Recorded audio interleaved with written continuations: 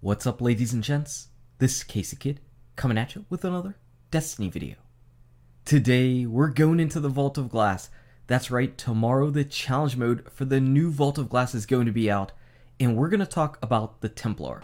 So I mentioned before, whenever we did our Friday video on all of the changes in the Vault of Glass, that I have absolutely no idea what the Atheon challenge might be. But I strongly believe that the Templar challenge is going to be the Templar cannot teleport, which means you're going to have to go ahead and beat the Templar without him teleporting, and most people don't ever do that. So that's what this video guide is going to be about. It's not that tricky as far as what you have to do, but it is going to be tricky if you do it wrong, because we were doing it wrong. We were trying to figure out what the best strategy might be, and I think we found it out. So there's basically two places you need to stand. One is on that platform, and the other is where Landshark's standing. Now you don't need to stand there the entire time, but whenever Templar needs to teleport, you need to be on that platform until his little teleport ring disappears. If you're not, he's going to teleport there, and chances are, that's going to ruin your challenge, and you're not going to be able to beat the Templar challenge. Again, this is just a guess.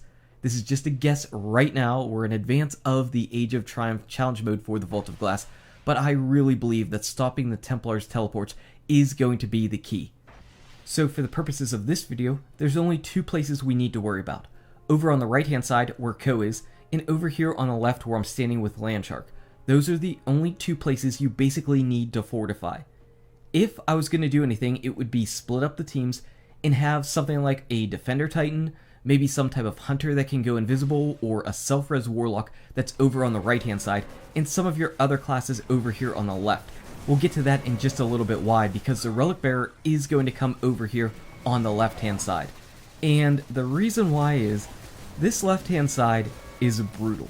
You can see right here, I'm dodging, I'm weaving, I'm just back and forth moving from side to side, and it doesn't matter. Templar just locks, even though some of those blasts are just missing me. He's easily able to go ahead and kill you if you're standing here. You're far too out in the open, and it really doesn't matter. I even tried going ahead, jumping up on the platform, and treating it like Oryx's Ogre platforms, just crouching down, getting near the back. It doesn't matter.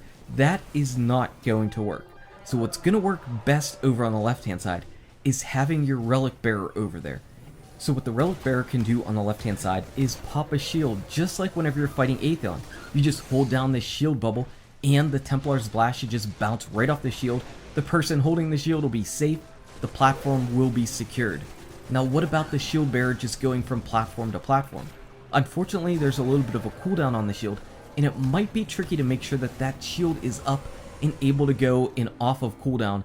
So if you've got on your right hand side your defender bubbles, your hunters if they're invisible before they go up on the platform, a warlock in case you die that can self-res and still stand on the platform and knock away the Templar from teleporting, I find that those things are going to be best on the right hand side. And you can see right here, Blaze is on the left, she's got the bubble up, she's holding it down, the Templar ring goes away, and she bounces off back to just dealing with the adds. That's how we protect the left hand side, and I feel like that's how it's going to be working best. Now there's one other really nice and interesting thing on the right hand side. So Ko was over here, and she said basically, if you put your face into that corner, the Templar's blasts were not hitting her. So if all comes down to you're busting out of your supers, you're completely out, your defender bubble's gone, everything is out, try to just stick your face in that corner. She said she was able to get some shots off on the Templar too, so hopefully that helps out. Like I said, that right hand side is going to be far easier to protect with your normal Guardians. The Relic Holder on the left hand side is going to be your best bet, and I feel like that's going to be your best strategy setup. It's not going to require a ton of specific classes or anything of that matter, especially if sticking your face in the corner ends up working on the right hand side, because then you've just got your Relic Bearer over here on the left and whatever other characters are there on the right hand side. Again, your main goal is stopping those rings and making the teleporter go away so the Templar can't go there. Everything else is going to be relatively easy. So let's talk a little bit about some of the other aspects of the fight. In the very beginning, there are going to be red oracles, and red oracles, if you don't get them, are going to instantly kill you. There's no marking those things off. It's just like Atheon, if you don't kill them, they're going to kill you. Luckily, since a Templar will not teleport anywhere, once you deal with the oracles, and you've already got his shield down, you won't have to worry about them again. Now I stress, once you get his shield down.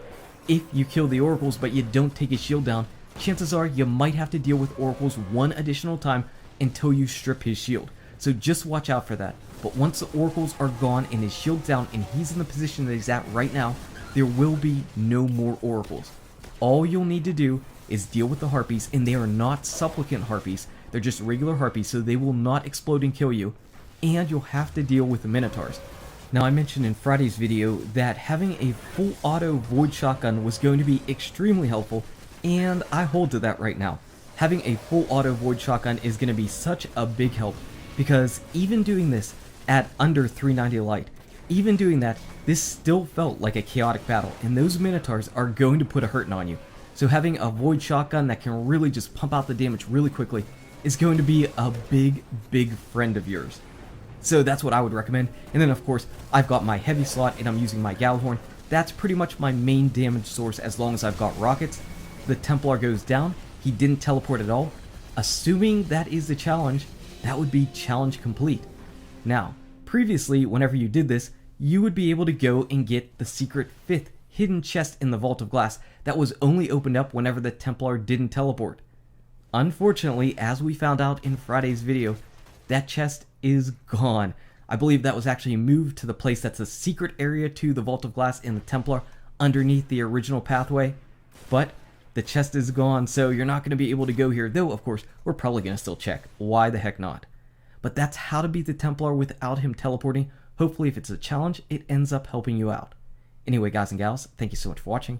If you enjoyed this video, smack that like button and subscribe to the channel. Check out these awesome videos. Good luck with your raids, your drops, your Templar, and I'll see you around in Destiny. #NoTeleport.